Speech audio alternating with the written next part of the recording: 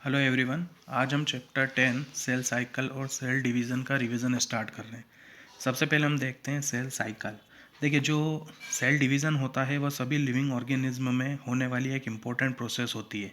Cell division के दौरान DNA का रेप्लिकेशन होता है और सेल की ग्रोथ होती है।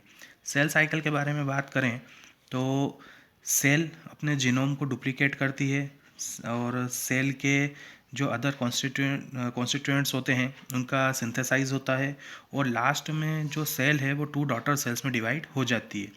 ये जो बात अभी मैंने की है, ये जो तीनों स्टेप हैं, ये स्टेप सिक्वेंशली सेल साइकिल कहलाती है।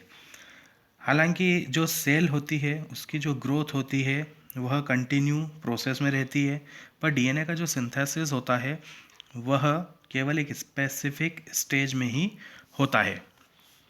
अब हम बात करते हैं फेजेस ऑफ सेल साइकिल की।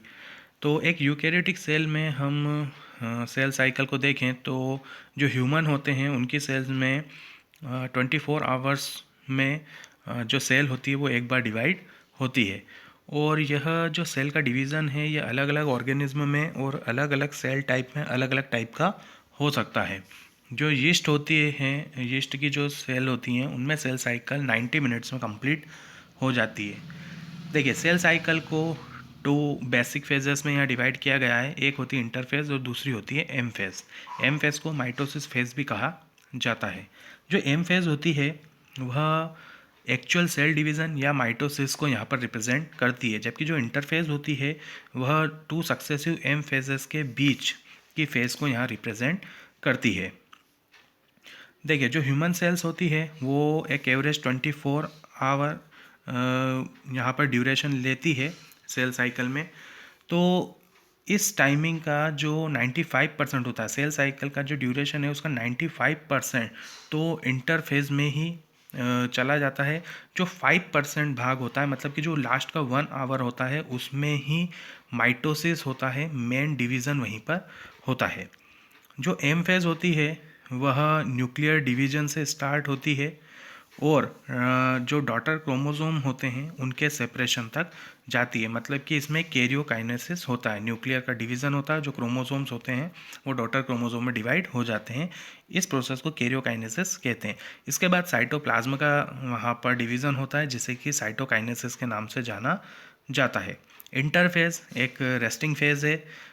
उस समय जो सेल है वह अगले डिवीज़न के लिए अपने आप को प्रिपेयर करती है और डीएनए के रेप्लिकेशन के लिए और जो जितना भी यहाँ पर सब्सटेंसेस चाहिए उन सबको यहाँ पर तैयार करती है। जो इंटरफेज होती है उसे 3 पार्ट में डिवाइड किया गया है, G1 फेज़, एस फेज़ और G2 फेज़। देखिए, जो G1 फेज़ होती है वह माइटोसिस और डीएनए रेप्लिकेशन के जो शुरुआत होती है, जो एस फेज़ होती है उसके बीच की स्टेज होती है।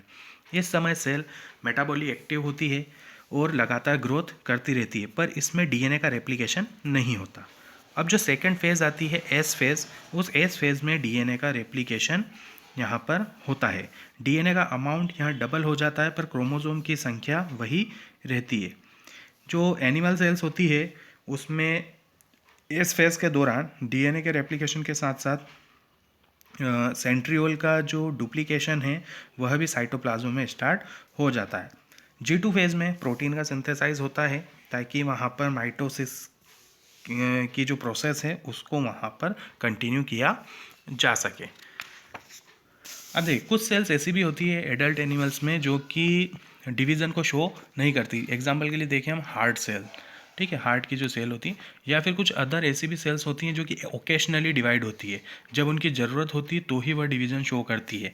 मतलब कि जब कभी इंजरी हो जाती है या सेल की डेथ हो जाती है, सेल का लॉस हो जाता है, उस समय वो वहाँ पर डिवीज़न शो करती है।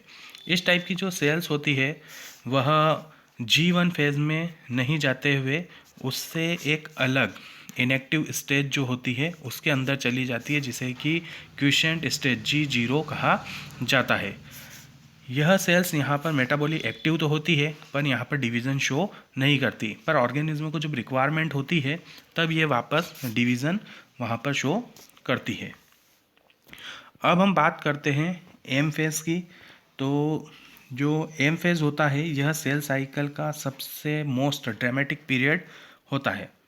एक्चुअल जो माइटोटिक फेज़ होती है उसमें एक मदर सेल डिवाइड होकर टू डॉटर सेल्स का यहाँ पर फॉर्मेशन करती है, और मदर सेल्स और डॉटर सेल्स में जो क्रोमोसोम की संख्या है वो सेम होती है, इसलिए इस डिवीज़न को इक्वेशनल डिवीज़न भी कहा जाता है। अब जो कैरियोकाइनेसिस होता है जिसमें न्यूक्लियर का डिवीज़न होता है, उस कैरियोकाइनेसिस को हम यहाँ पर 4 पार्ट्स में डिवाइड करते हैं। Number 1 prophase, number 2 metaphase, number 3 anaphase और नंबर 4 टीलोफेज। और उसके बाद जब ये कैरियोकाइनेसिस समाप्त हो जाता है उसके बाद आता है साइटोकाइनेसिस। तो अब हम बात करते हैं माइटोसिस की, जिसमें हम सबसे पहले देखेंगे प्रोफेज। यहाँ पे पहली जो स्टेज है प्रोफेज, उसके बारे में बात करेंगे। देखिए, जो प्रोफेज होती है उसके अंदर जो क्रोमोसोम मटेरियल होता है वो कंडेंस होना शुरू हो जाता है। यहाँ पर जितना भी क्रोमेटिन थ्रेड है वो कंडेंस होकर एक क्रोमोसोम का आकार ले लेता है। जो क्रोमोसोम होता है उसमें हमें 2 क्रोमेटिड्स एक साथ एक सेंट्रोमियर से अटैच होती हुई दिखाई देती है। जो सेंट्रोसोम होते हैं वह इंटरफेस के दौरान डुप्लीकेट होते हैं और अपोजिट पोल की तरफ चले जाते हैं, और प्रत्येक सेंट्रोसोम से माइक्रोट्यूब्यूल्स वहाँ पर निकलती है, और इसमें से स्पिंडल फाइबर भी यहाँ निकलते हैं जो कि एक माइटोटिक एपरेटस का फॉर्मेशन करते हैं। जब प्रोफेज स्टेज का यहाँ पर एंड हो जाता है तो उस समय हमें माइक्रोस्कोप में वहाँ Golgi complex, endoplasmic reticulum, nucleolus और न्यूक्लियर एनवेलप कुछ भी दिखाई नहीं देता है। ये सब वहाँ से गायब हो जाते हैं। सेकंड जो स्टेज आती है वह आती है मेटाफेज। मेटाफेज के दौरान एक्चुअल क्या होता है कि जो क्रोमोसोम्स होते हैं वो साइटोप्लाज्म में सब दूर फैल जाते हैं। उसके बाद जो स्पिंडल फाइबर्स होते हैं वह स्पिंडल फाइबर्स जो है यहाँ पर ये वाली जो स्टेज हम देख रहे हैं ये है आपकी मेटाफेज। जो स्पिंडल फाइबर्स होते हैं वह क्रोमोसोम के काइनेटोकोर्स, जो सेंट्रोमियर पर साइट होती है काइनेटोकोर्स, उनसे आकर अटैच हो जाते हैं। और ये जो क्रोमोसोम्स होते हैं यह स्पिंडल इक्वेटर मतलब कि जो मेटाफेज प्लेट होती है उस पर आकर लाइन से वहाँ पर अरेंज हो जाते हैं। मेटाफेज के बाद आती है नेक्स्ट स्टेज, वो होती है एनाफेज। एनाफेज में एक्चुअल क्या होता है कि जो सेंट्रोमियर होते हैं उन सेंट्रोमियर का वहाँ पर डिवाइडेशन स्टार्ट हो जाता है। यह जो स्टेज हमें दिख रही है ये होती है एनाफेज। इस एनाफेज में जो सेंट्रोमियर है वो डिवाइड हो जाता है और अपोजिट पोल की तरफ मूव करना शुरू कर देता है। सेंट्रोमियर का जो फेस है वह अपोजिट पोल की तरफ होता है, जबकि जो क्रोमेटिड्स होती हैं उनका फेस इक्वेटर पोजीशन की तरफ होता है। देखिए, इसके जो मेन फीचर्स है, एनाफेज में क्या होता है कि सेंट्रोमियर स्प्लिट होगा और क्रोमेटिड सेपरेट हो जाती है, और जो क्रोमेटिड्स होती हैं वह अपोजिट पोल्स की तरफ वहाँ पर जाना शुरू कर देती है।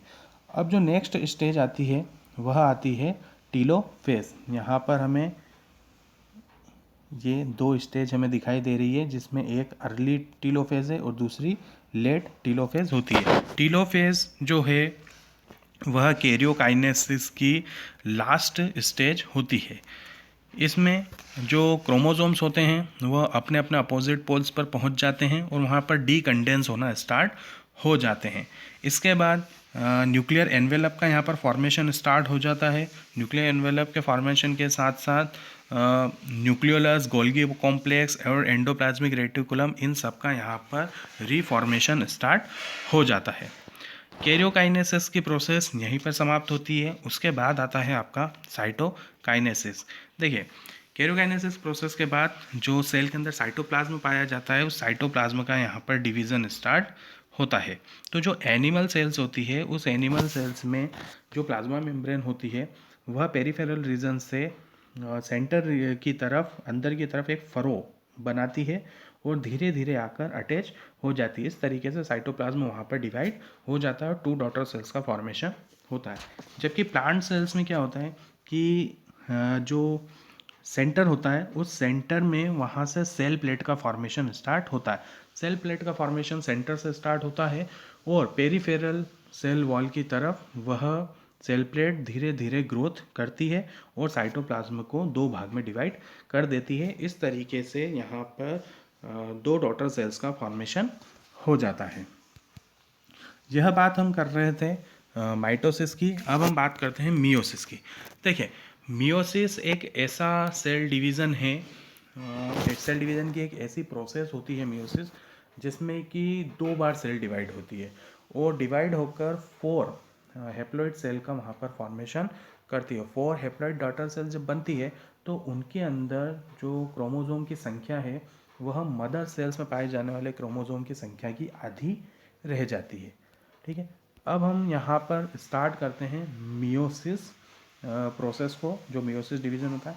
अब हम देखते हैं कि मियोसिस होता है, इसमें 2 सिक्वेंशियल सेल साइकिल पाई जाती है। इसमें 2 बार न्यूक्लियस का डिवीज़न और साइटोप्लाज्म का डिवीज़न होता है और यह मियोसिस फर्स्ट और मियोसिस सेकंड के नाम से जानी जाती है। पर एक बात यहाँ ध्यान रखने की है कि इसमें डीएनए का जो रेप्लिकेशन होता है वह केवल एक ही बार होता है।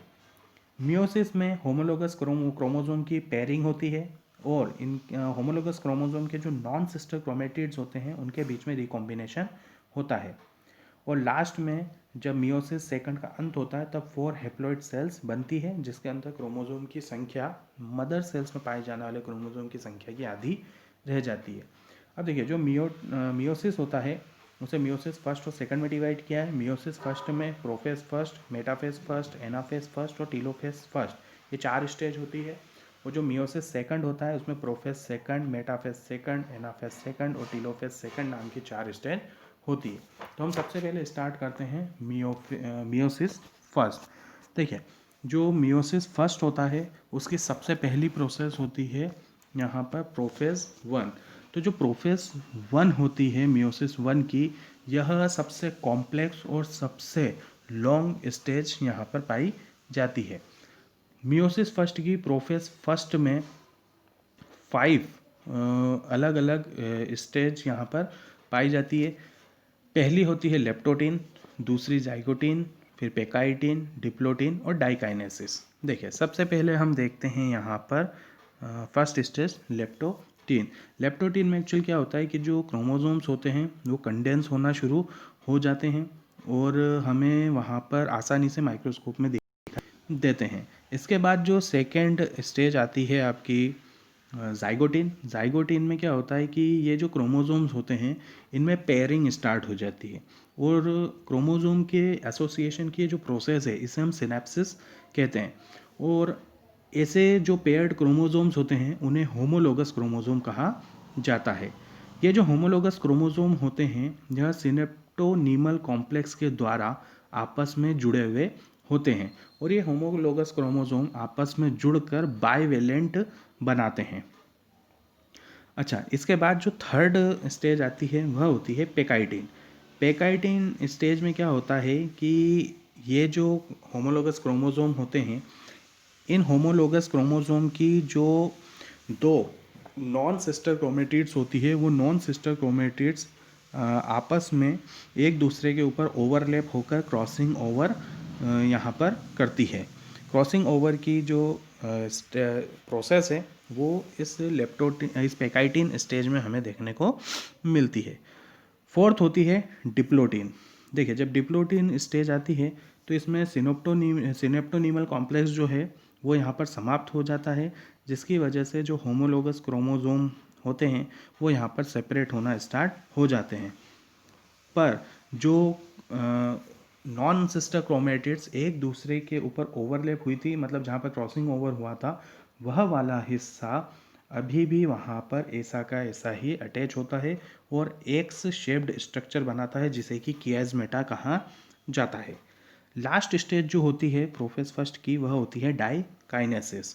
जो डाइकाइनेसिस होती है इसमें जो क्रोमोसोम्स होते हैं वो फुल्ली कंडेंस हो जाते हैं और मियोटिक स्पिंडल यहाँ पर होमोलोगस क्रोमोसोम के सेपरेशन के लिए यहाँ पर असेंबल्ड होना स्टार्ट हो जाते हैं। डाइकाइनेसिस के अंत में न्यूक्लियोलस जो है वो डिसअपियर हो जाती है, न्यूक्लियर एनवेलप भी ब्रेक डाउन हो जाता है और डाइकाइनेसिस जो है वह मेटाफेज के स्टार्टिंग को यहाँ पर शो करता है। अब देखिए, मियोसिस में जो प्रोफेज फर्स्ट है उसके बाद जो आती है वह आती है मेटाफेज फर्स्ट। अब मेटाफेज फर्स्ट में क्या होता है, जो बाइवेलेंट क्रोमोसोम्स होते हैं वो इक्वेटोरियल प्लेट पर आकर अरेंज हो जाते हैं और अपोजिट पोल्स के जो स्पिंडल फाइबर्स होते हैं वह इनके सेंट्रोमियर पर पाए जाने वाले काइनेटोकोर्स से आकर अटैच हो जाते हैं। अब देखिए यहाँ पर जो होमोलोगस क्रोमोसोम हैं उनके जो सेंट्रोमियर होते हैं उन सेंट्रोमियर पर पाए जाने वाले काइनेटोकोर्स से ही अपोजिट पोल के स्पिंडल फाइबर जो है वो अटैच होते हैं। नेक्स्ट स्टेज जो होती है एनाफेज, उसमें ये जो होमोलोगस क्रोमोसोम होते हैं ये सेपरेट हो जाते हैं, क्योंकि क्या होता है कि स्पिंडल फाइबर छोटे होना स्टार्ट होते हैं। जैसे ही वो शॉर्ट होना स्टार्ट होते हैं वो इनको खींचते हैं और जो होमोलोगस क्रोमोसोम जो कि आपस में वहाँ पर जुड़े हुए थे वह सेपरेट होना स्टार्ट हो जाते हैं। पर इनकी जो सिस्टर क्रोमेटिड्स होती है वह अभी भी इनके सेंट्रोमियर पर ही अटैच होती है, मतलब कि एक जो क्रोमोसोम होता है उसकी जो दोनों सिस्टर क्रोमेटिड्स हैं वो उसी के साथ यहाँ पर लगी हुई होती हैं। फोर्थ स्टेज आती है यहाँ पर टीलोफेज फर्स्ट। टीलोफेज फर्स्ट में यहाँ पर क्या होता है कि जो क्रोमोसोम स्प्लिट हुए होते हैं वह क्रोमोसोम अपने अपने अपोजिट पोल पर पहुँच जाते हैं। उनके आसपास वापस से न्यूक्लियर मेम्ब्रेन और न्यूक्लियोलस रीअपियर होना शुरू हो जाती है और इसके बाद साइटोकाइनेसिस की प्रोसेस होती है और साइटोप्लाज्म का यहाँ पर डिवाइडेशन हो जाता है और 2 डॉटर सेल्स हमें यहाँ पर दिखाई देती है। इस तरीके से मियोसिस फर्स्ट का यहाँ पर एंड होता है। इसके बाद स्टार्ट होती है मियोसिस सेकंड। तो मियोसिस सेकंड में जो पहली स्टेज होती है वह होती है प्रोफेज सेकंड। जैसे ही साइटोकाइनेसिस की प्रोसेस यहाँ पर होती है उसके इमीडिएटली बहुत जल्दी ही यहाँ पर मियोसिस सेकंड स्टार्ट हो जाती है और उसकी प्रोफेज सेकंड यहाँ स्टार्ट हो जाती है। इस समय जो क्रोमोसोम्स होते हैं वो फुल्ली एलोंगेटेड होते हैं और हम ये देखें कि जो मियोसिस फर्स्ट की तुलना में जो मियोसिस सेकंड होता है वह एक नॉर्मल माइटोसिस के समान ही पाया जाता है। इसमें न्यूक्लियर मेम्ब्रेन डिसअपियर हो जाती है। जब प्रोफेज सेकंड का अंत होता है तब तक न्यूक्लियर मेम्ब्रेन डिसअपियर हो जाती है, क्रोमोसोम वापस से कॉम्पैक्ट होना, कंडेंस होना यहाँ पर स्टार्ट हो जाते हैं। मेटाफेज में फिर से वही प्रोसेस होती है। मेटाफेज की प्रोसेस में जो क्रोमोसोम होते हैं वो इक्वेटर लाइन पर आकर अरेंज हो जाते हैं और अपोजिट पोल से माइक्रोट्यूब्यूल्स जो होते हैं वह आकर इनके जो सिस्टर क्रोमेटिड्स के जो काइनेटोकोर्स हैं उनसे आकर अटैच हो जाते हैं।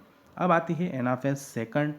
एनाफेज सेकंड में वही होता है कि जो क्रोमोसोम होता है उसके सेंट्रोमियर के काइनेटोकोर से जो स्पिंडल फाइबर अटैच होते हैं वो शॉर्ट होना शुरू हो जाते हैं और उस सेंट्रोमियर को वो स्प्लिट कर देते हैं। जैसे सेंट्रोमियर स्प्लिट होता है तो एक क्रोमोसोम की जो सिस्टर क्रोमेटिड्स हैं वो स्प्लिट होकर अपोजिट पोल की तरफ मूव करना शुरू कर देती हैं और जो इनका सेंट्रोमियर होता है उसका फेस जो है वह अपोजिट पोल की तरफ होता है, जबकि जो क्रोमेटिड्स होती हैं इनका जो फेस है वह इक्वेटोरियल प्लेट की तरफ ही हमें देखने को मिलता है। अब देखिए धीरे धीरे यह जो क्रोमेटिड्स हैं यह अपोजिट पोल्स पर पहुंच जाती है। उसके बाद आती है टीलोफेज सेकंड। जो टीलोफेज सेकंड होती है वह मियोसिस सेकंड की लास्ट स्टेज होती है। इसमें अपोजिट पोल्स पर क्रोमोसोम पहुंच जाते हैं, जो क्रोमेटिड्स हैं वो पहुंच जाती है और वहाँ पर डीकंडेंस होना शुरू हो जाती है। इसके आसपास न्यूक्लियर मेम्ब्रेन आ जाती, न्यूक्लियर मेम्ब्रेन का फॉर्मेशन स्टार्ट हो जाता है, न्यूक्लियोलस का फॉर्मेशन स्टार्ट हो जाता है, वापस से एंडोप्लाज्मिक रेटिकुलम, गोल्गी कॉम्प्लेक्स, इन सब का वहाँ पर फॉर्मेशन स्टार्ट हो जाता है। इसके बाद साइटोकाइनेसिस की प्रोसेस होती है और साइटोप्लाज्म जो है वो यहाँ पर डिवाइड हो जाता है और इस तरीके से 2 सेल्स से यहाँ पर 4 हेप्लॉइड डॉटर सेल्स का फॉर्मेशन हो जाता है, जिनके अंदर क्रोमोसोम की संख्या जो मदर सेल्स थी उनमें पाए जाने वाले क्रोमोसोम की संख्या से जस्ट हाफ, मतलब कि आधी रह जाती है। तो हमारा जो चैप्टर 10 था सेल साइकिल और सेल डिवीज़न, उसका रिवीजन यहाँ पर अब कंप्लीट होता है। So have a good day, bye.